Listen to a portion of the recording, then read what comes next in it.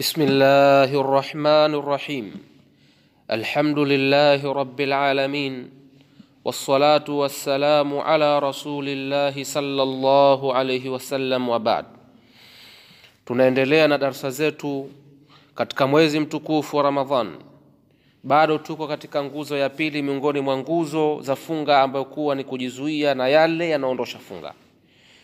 Leo kwa uwezo wake Allah tutazungumzia baadhi ya masala ambayo kuwa ni muhimu kwa mwenye kufunga ayatambue na ayaelewe.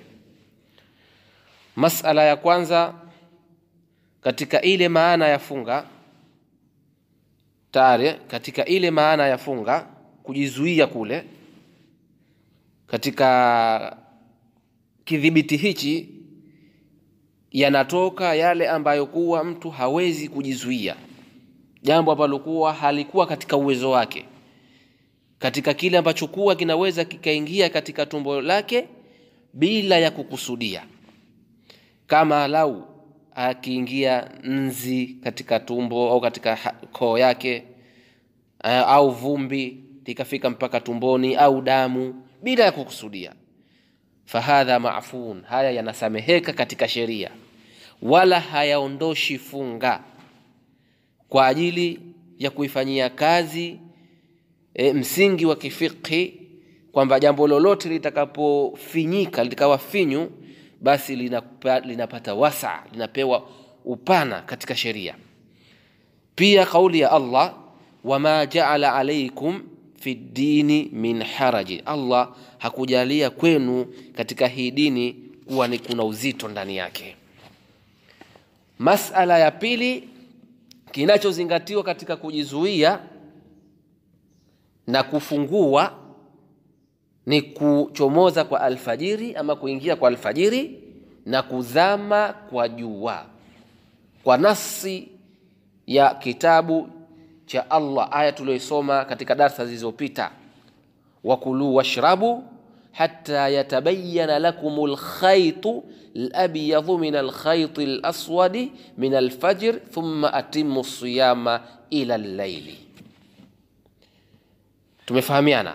Wala sio mazingatio adhana, kwa sababu adhana ni alama tu ya kuonesha kwamba wakati umeshaingia, na huenda wakati mwingine adhana ikatangulia na ikachelewa, ila katika hali ikiwa muadhini ni muaminifu na anaadhini kwa kuingia ule wakati wa swala, yani alfajiri ikiingia tu anaadhini, na magharibi ikiingia tu, yani likizama jua tu anaadhini, huyu anaweza akazingatiwa katika adhana yake kwa ajili ya kufunga na kwa ajili ya kufungua, kama ilivyothibiti katika sunna ya Mtume sallallahu alaihi wasallam aliposema, mkimsikia Bilali anaadhini basi kuleni, kwamba bado usiku upo, na mkimsikia bwana mmoja anajulikana kwa Ibn Ummi Maktum fakufu, jizuieni.